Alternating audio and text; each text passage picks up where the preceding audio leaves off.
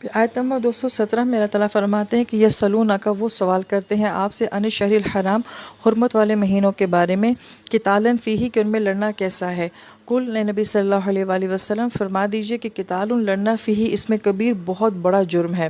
اب جیسے ہم نے کہا تھا کہ حرمت والے مہینے جو ہیں وہ ذکر، ذی الحج اور رجب اور محرم ہوتے ہیں، تو اس کے پیچھے ایک واقعہ بیان کیا جاتا ہے کہ ایک صحابی سے اتفاقاً جو ہے رجب کی پہلی تاریخ میں ایک قتل ہو گیا تھا، لہٰذا کافروں نے جو ہے وہ مسلمانوں کو طعنہ دینا شروع کر دیا کہ تم خود کو تو دین ابراہیمی کا کہتے ہو اور پھر حرمت والے مہینوں میں قتل بھی کرتے ہو۔ تو چونکہ یہ غلطی سے ہوا تھا، اس لیے جو ہے یہ جرم جو ہے وہ قابل سزا نہیں تھا،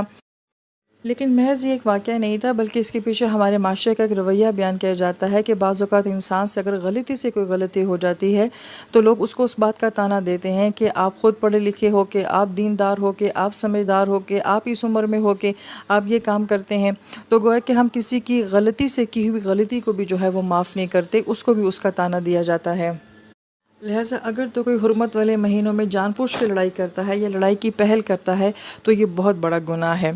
پھر اس کے بعد صد عن سبیل اللہ، اور اللہ تعالیٰ کے راستوں سے روکنا، چاہے وہ کافر تھے جو کہ نبی علیہ السلام کو، صحابہ کرام کو عمرہ نہیں کرنے دے رہے تھے یا حج نہیں کرنے دے رہے تھے، یا پھر ہر وہ ایٹیٹیوڈ، وہ رویہ یا وہ عمل جس سے آپ کسی کے بھی دین کے راستے میں رکاوٹ بنتے ہیں، یہ بھی بہت بڑا جرم ہے۔ مثلا اگر ایک بچی ایسی ہے کہ جو کہ دین کے راستے پہ چلنا چاہتی ہے اور وہ پردہ کرنا چاہتی ہے، اگر اس سے کہا جائے کہ آپ بیکورڈ ہیں اور آپ دقیانوس ہیں، تو گویا کہ اس کو اس طریقے سے جذباتی انداز میں پریشان کرنا، دین کے راستے کی رکاوٹ بننا اور اس طرح کے بہت سارے اور رویے بھی، تو گویا کہ یہ بھی اللہ تعالیٰ کے راستوں سے روکنے کے مترادف ہوتا ہے اور یہ بہت بڑا جرم ہے۔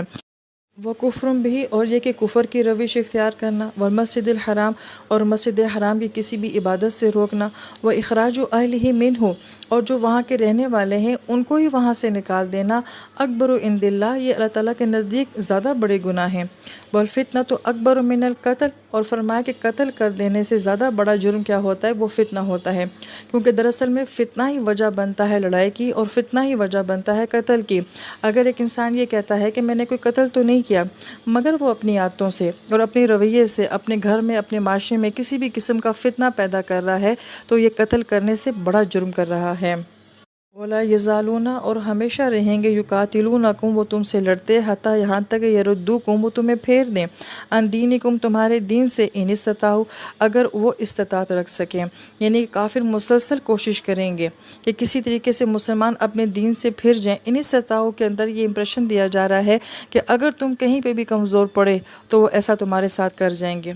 وَمَن يَرْتَدِدْ مِنْكُمْ عَنْ دِينِهِ، اور اگر تم میں سے کوئی مرتد ہو جاتا ہے اپنے دین سے، فَيَمُوتْ، اور وہ اسی حالت میں مر جاتا ہے، وَهُوَ کافر، کہ وہ کافر ہو، فَأُولَئِکَ، تو بس یہی لوگ ہیں کہ حبطت، ضائع ہو گئے، اعمالہم، ان کے اعمال، پھر دنیا میں، والآخرہ، اور آخرت میں۔ گویا کہ یہ مرتد کی سزا ہے کہ ایمان کی حالت میں جو کچھ بھی اس نے عمل کیے تھے، نہ اب اس کے لیے دنیا میں اس کا کوئی اجر ہے اور نہ ہی آخرت میں ہے۔ اور مرتد کے لیے یہ ساری سزائیں ہوتی ہیں کہ اس کی وراثت جو ہے وہ تقسیم نہیں ہوتی، نماز جنازہ اس کا نہیں پڑھا جاتا، مسلمانوں کے قبرستان میں اس کو دفنایا نہیں جاتا، اس کا نکاح جو ہوتا ہے وہ ختم ہو جاتا ہے اگر اس کی عورت جو ہے وہ ایمان والی ہو اور یہ مرتد ہو گیا ہو۔ اسی طریقے سے اگر بیٹا مرتد ہو جاتا ہے تو باپ کی وراثت سے کچھ نہیں ملتا، اور اگر باپ جو ہے مرتد ہو جاتا ہے تو پھر اس کو بیٹے کی وراثت میں سے کچھ بھی نہیں ملتا ہے۔ لہٰذا یہ تو سب کچھ دنیا کے ساتھ ہوتا ہے، اور آخرت میں جو ہوتا ہے کہ اس کا کوئی عمل جو ہے وہ اللہ کے ہاں شمار نہیں کیا جائے گا۔ وَأُولَئِکَ أَصْحَابُ النَّارِ، اور یہی وہ لوگ ہوتے ہیں جو کہ آگ کے ساتھی ہوتے ہیں۔ اصحاب، یہ لفظ جو ہے صاحب سے ہے، صاحب جو ہے وہ ساتھی کو کہا جاتا ہے جس کے ساتھ آپ وقت گزارتے ہیں، اور قرآن میں یہ لفظ جو ہے وہ بیوی کے لیے بھی استعمال ہوتا ہے کیونکہ بیوی کے ساتھ شوہر وقت گزارتا ہے، اور شوہر کے لیے بھی لفظ استعمال ہوتا ہے کیونکہ بیوی اس کے ساتھ وقت گزارتی ہے، اور اسی لفظ سے جو ہے وہ صحبت اور صحابی کے الفاظ بھی بنتے ہیں۔ تو جیسا پہلے بھی کہا کہ یہ اتنے خوبصورت الفاظ جو ہیں یہ آگ کے ساتھ کیوں استعمال کیے جاتے ہیں بطور طنز، کہ یہ لوگ اپنی زندگی میں کس کو اپنا ساتھی بناتے رہے، آگ کو اپنا ساتھی بناتے رہے، ہم فیہا خالدون، اور وہ اس میں ہمیشہ ہمیشہ رہیں گے۔